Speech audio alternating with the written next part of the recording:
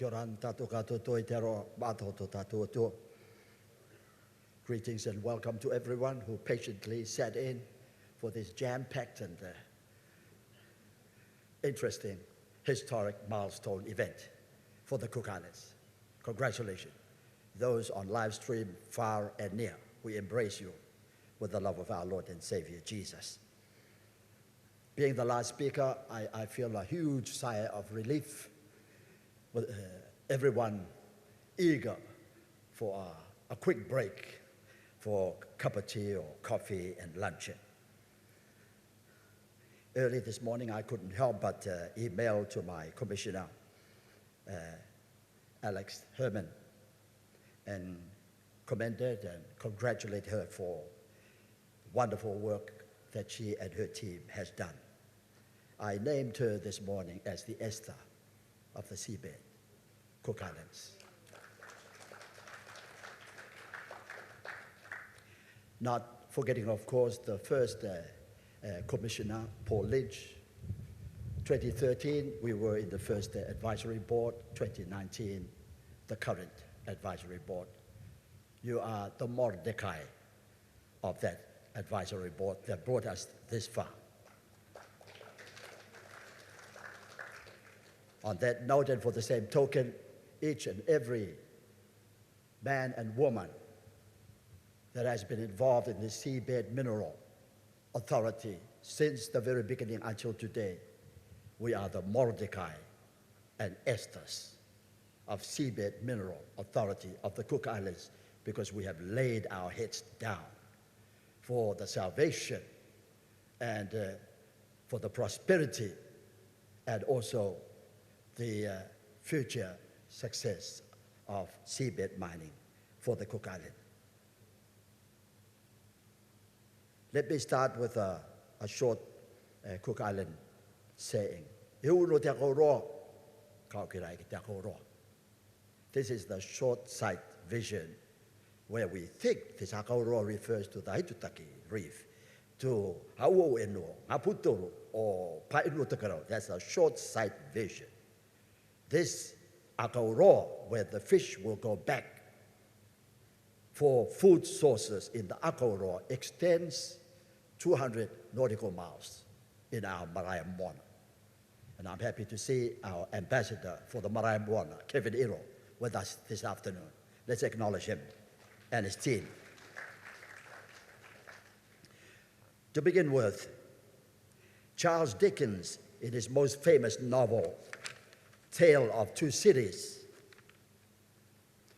opened up his storyline with his most historically popular and famous statements.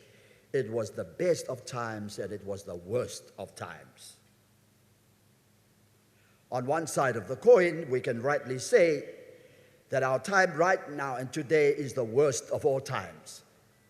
Our world is moving into the third year under a most frightening and devastating effect of COVID-19, with as of yesterday, 5,906,580 already dead of COVID specifically.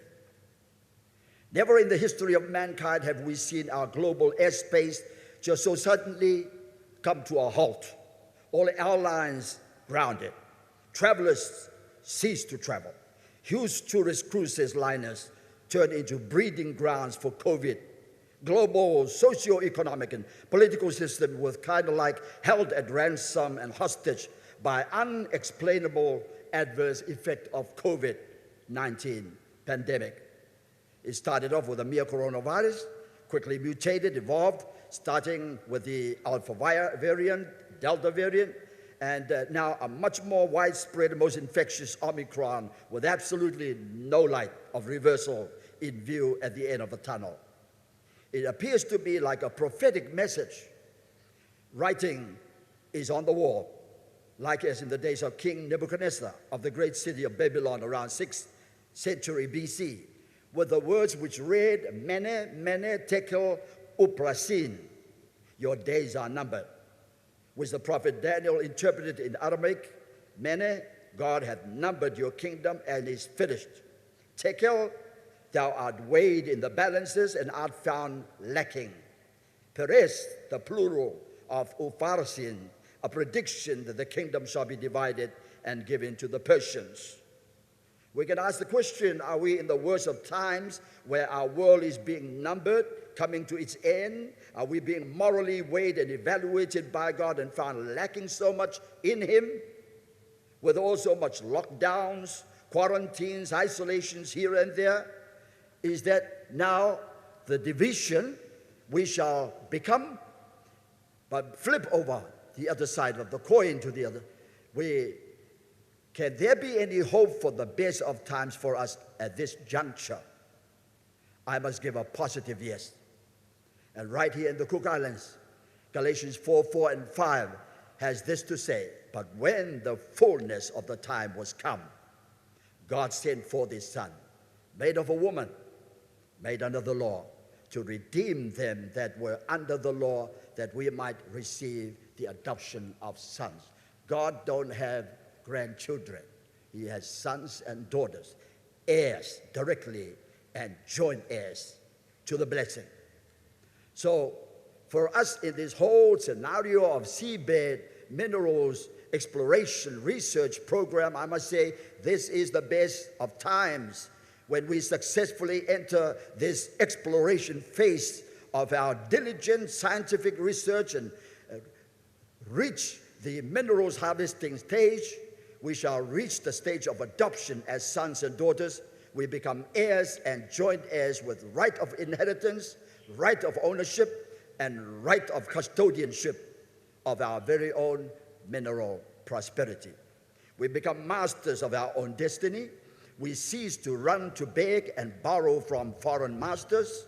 Carefully and wisely managed and administered with ultimate fear of God on our backs, we fulfill what God has promised all His adopted children, all heirs, joint heirs unto Him in Deuteronomy 28:12. The Lord shall open unto thee His good treasure, will bless all the work of your hands. We shall lend unto many nations, not few, but many nations. You shall not borrow. He shall make us the head and not the tail. Shall make us above only, not beneath, but only if we hearken unto His commandments and observe them.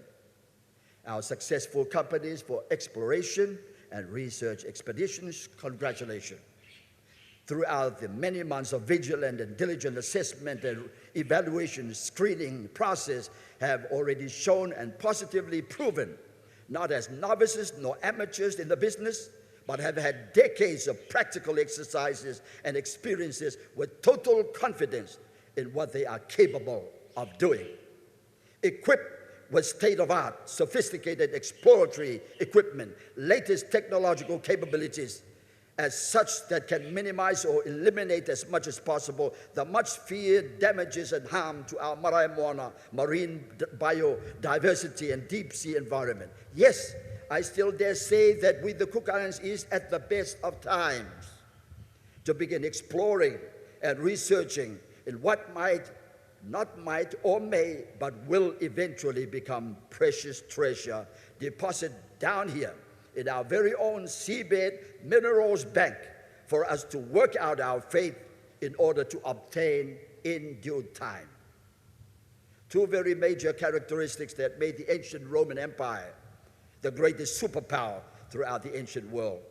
One, they built a network of roads that gave their military might speedy and easy access to conquer. Number two, in doing so, they established what was called Pax Romana, Roman peace throughout the entire ancient world.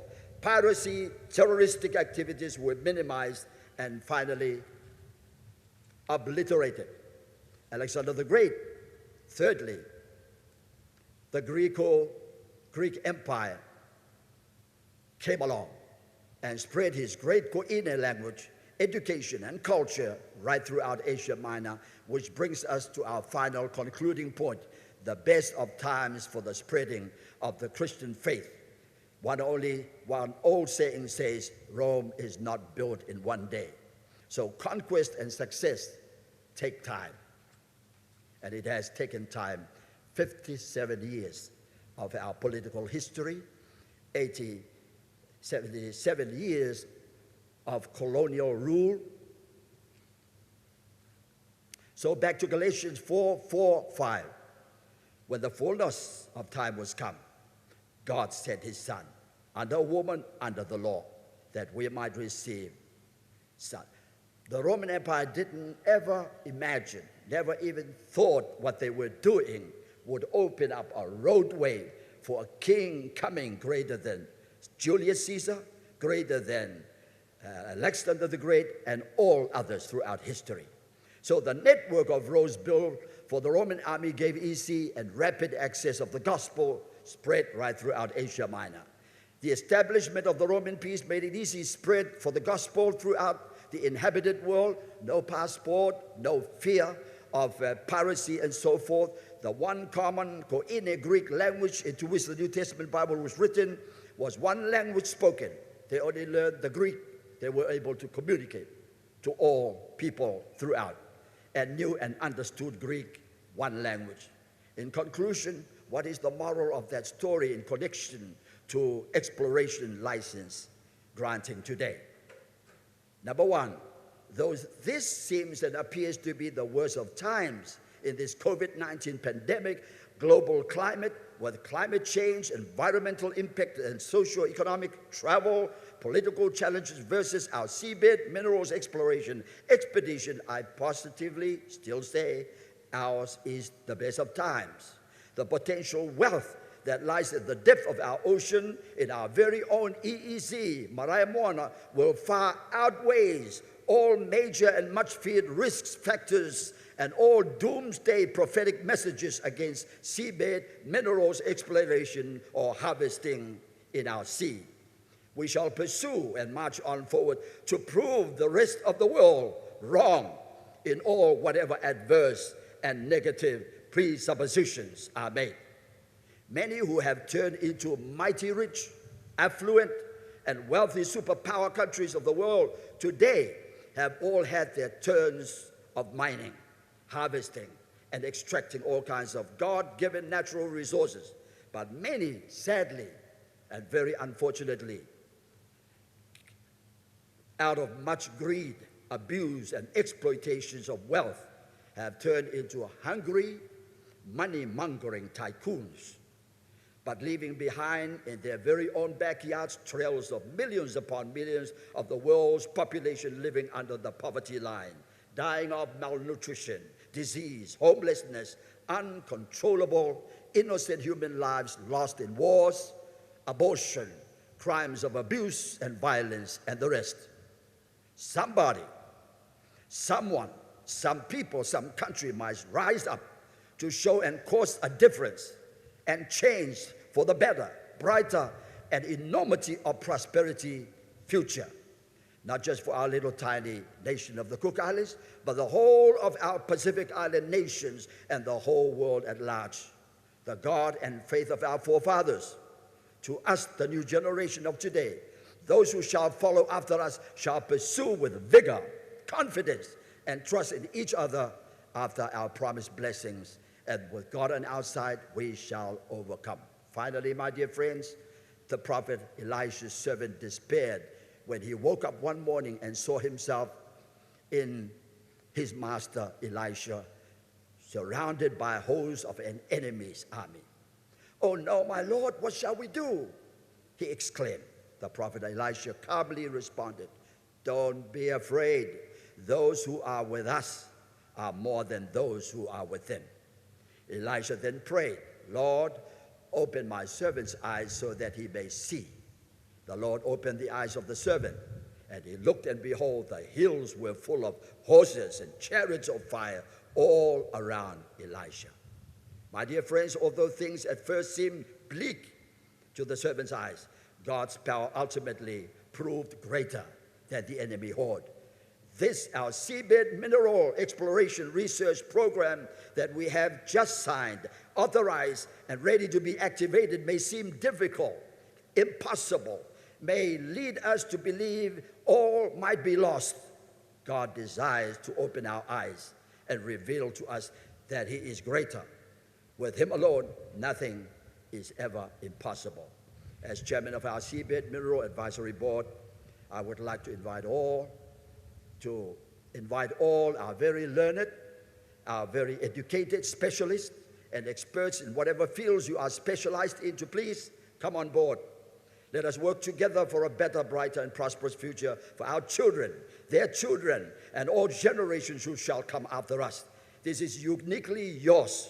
Nowhere else in the whole wide world is this type of mineral deposit to be found with such immensity, density of enormous value. Let's not be distracted, nor be despised by the size of our country, our population, our wealth, and whatever we may think we lack. Let our faith in our God and His Word be our rock of defense and offense. If God be for us, who can be against us? We can do all things through Christ who strengthens us. We are more than conquerors through Him that loved us.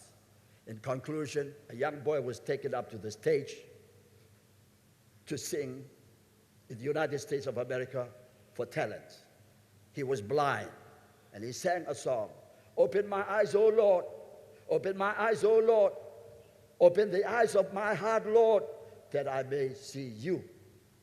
We do not walk by sight, we walk by faith.